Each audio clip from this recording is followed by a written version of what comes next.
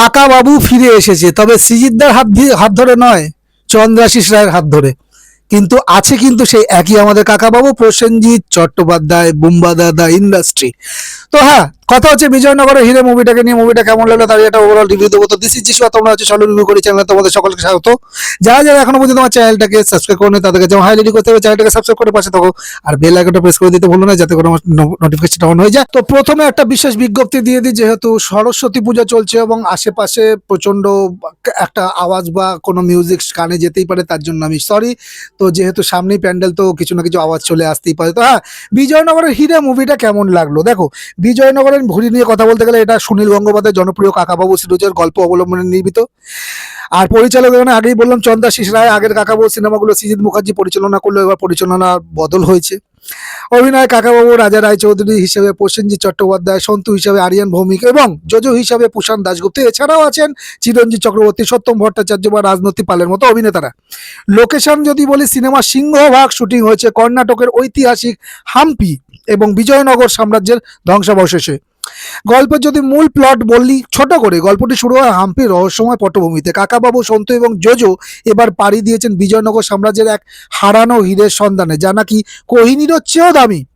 এই হিরে উদ্ধারের নেশায় কাকাবাবু দলের পিছনে এক দুর্ধর্ষ মাফিয়া চক্র। ঐতিহাসিক ক্লু আর কোড সমাধান করে কিভাবে কাকাবাবু সেই প্রাচীন সম্পদ রক্ষা করবেন তা নিয়ে সিনেমার রোমাঞ্চকর জার্নি। এই মুভির সবচেয়ে বড় প্লাস পয়েন্ট হলেন এর শুটিং লোকেশন। হাম্পির ঐতিহাসিক ধ্বংসাবশেষ এবং বিজয়নগরের পাথুরে ল্যান্ডস্কেপকে ক্যামেরার অসাধারণভাবে ধরা হয়েছে। বড়োপাধ্যায় প্রাচীন স্থাপত্যের এই দৃশ্যগুলো তোমাকে মনে করাবে যে তুমিও কাকাবাবুর সাথে সেই অভিযানে আছো। প্রসেনজিৎ চট্টোপাধ্যায়ের কথা বলতে গেলে দেখো, বোম্বাদা স্ক্রিন প্রেজেন্স কাকাবাবু হিসেবে খুবই ভালো, মানে দারুণ পরিণত। আর তার হাঁটা চলা, ক্রাচ ব্যবহার করার ধরন এবং তীক্ষ্ণ সংলাপ বলার যে ভঙ্গি, সেটা দর্শকদের মুগ্ধ করবে। আবার বিশেষ করে অ্যাকশন দৃশ্যগুলোতে তার এনার্জি এখনো দেখার মতো। নস্টালজি এবং জোজোর চরিত্র দারুণ লেগেছে। বইয়ের জোজো যেমন একটু বেশি কথা বলে আর গল্পে ফাঁদে, এই সিনেমা জোজোর চরিত্রটা সেই হিউমারটা খুব ভালোভাবে ফুটিয়ে তুলেছে। সন্তু ও জোজোর বন্ধুত্বের রসায়ন সিনেমাটিকে বাড়তি বিনোদন যোগ করেছে, যা ছোট বড় সবারই ভালো লাগবে। সুনীল গঙ্গোপাধ্যায়ের মূল গল্পের যে রোমাঞ্চ তা চিত্রনাট্যে ধরে রাখার চেষ্টা করা হয়েছে। ইতিহাসের ধাঁধা সমাধান করা এবং কোড ব্রেক করার বিষয়গুলো বেশ ইন্টারেস্টিং। তুমি যদি রহস্য সমাধান করতে ভালোবাসো তবে এই দিকটি তোমার খুব ভালো লাগবে। পার্শ্ব চরিত্রের কথা বলে, সিনেমাটিতে চিরঞ্জিত চক্রবর্তীর মতো অভিজ্ঞ অভিনেতার উপস্থিতি গল্পে একটা আলাদা ওজন যোগ করেছে। এছাড়া নেতিবাচক বা নেগেটিভ চরিত্রে যারা আছেন তাদের অভিনয় মোটামুটি গল্পের টেনশন ধরে রাখতে সাহায্য করেছে। এইবার যদি আমি বলি নেগেটিভ ইস্যু, দেখো যেহেতু এটি সুনীল গঙ্গোপাধ্যায়ের অত্যন্ত জনপ্রিয় একটি উপন্যাসের উপর ভিত্তি করে তৈরি, তাই যারা আগে থেকেই বইটি পড়েছেন তাদের কাছে সারপ্রাইজ এলিমেন্ট বা চমক বলতে তেমন কিছুই ছিল না। চিত্রনাট্যে নতুন কোনো বড় টুইস্ট যোগ করা হয়নি।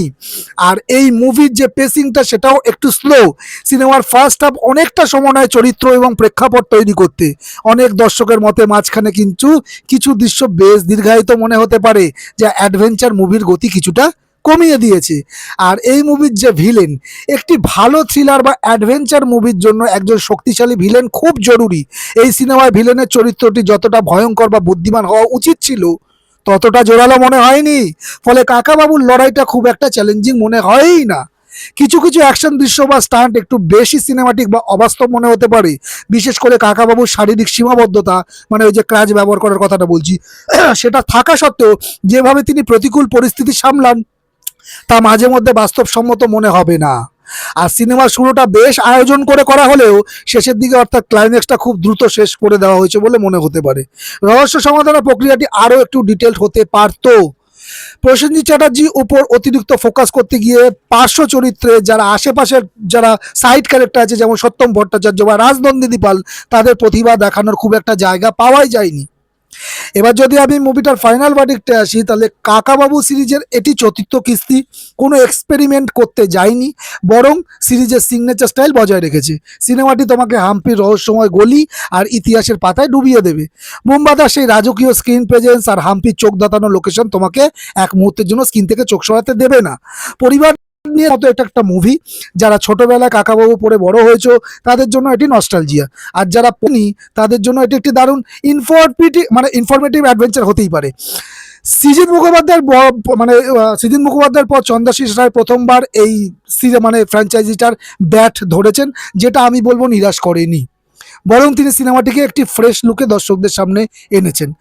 আচ্ছা, তুমি যদি সে মাথা খাটিয়ে বড় কোনো মিস্ট্রি সলভ করতে চাও তবে হয়তো প্রেডিক্টেবল গল্পের কারণে একটু নিরাশ হতে পারো, কিন্তু যদি অ্যাডভেঞ্চার, দুর্দান্ত ভিউ আর পিওর বিনোদনের খোঁজ করো তবে চোখ বন্ধ করে টিকিট কেটে ফেলো। আমি এই মুভিটাকে দিচ্ছি 3.5 আউট অফ 5। আমার ডাউট ছিল সৃজিত মুখোপাধ্যায়ের পর কি চন্দ্রাশিস রায় এই ফ্র্যাঞ্চাইজির লেগেসিটাকে বহন করতে পারবে, তো সেটা কিন্তু পেরেছে। ইয়েতি অভিযান দেখার পরে আমার এই ফ্র্যাঞ্চাইজি নিয়ে আমার একদম, আর 3 নম্বর যে মুভিটা ছিল সেটাও আমাকে প্রচণ্ড নিরাশ করেছিল। এই মুভিটা কিন্তু ততটা নিরাশ করেনি। আমি কিন্তু এই মুভিটাকে অ্যাভারেজ সিচুয়েশন সিটে বসাচ্ছি এই মুভিটাকে। আর এই মুভিটা কিন্তু একটা ডিসেন্ট এবং খুব ভালো এক্সপিরিয়েন্স দেবে। ফার্স্ট হাফ একটু স্লো হয়েছে, কিন্তু আমি তাও বলবো কাকাবাবু যারা দেখতে ভালোবাসো, প্রসেনজিৎ দাকে যারা দেখতে ভালোবাসো, আর এই ফ্র্যাঞ্চাইজির যারা ফ্যান, তাদের কিন্তু এই মুভিটা নিরাশ করবে না। তো এই ছিল বিজয়নগরের হিরে মুভিটাকে নিয়ে আমার ওভারঅল রিভিউ। যারা এখনো পর্যন্ত দেখে ফেলেছে তারা তার ফিলিংস তোমরা কমেন্টের মাধ্যমে আমার সাথে শেয়ার করতে পারো। দেখা হচ্ছে একটা নেক্সট ভিডিওতে, নেক্সট মুভি রিলেটেড বা সিরিজ রিলেটেড কোনো রিভিউ নিয়ে। আর এই ভিডিওটা যদি ভালো লাগে একটা লাইক শেয়ার করে দিও। চলো আজকের মতো টাটা।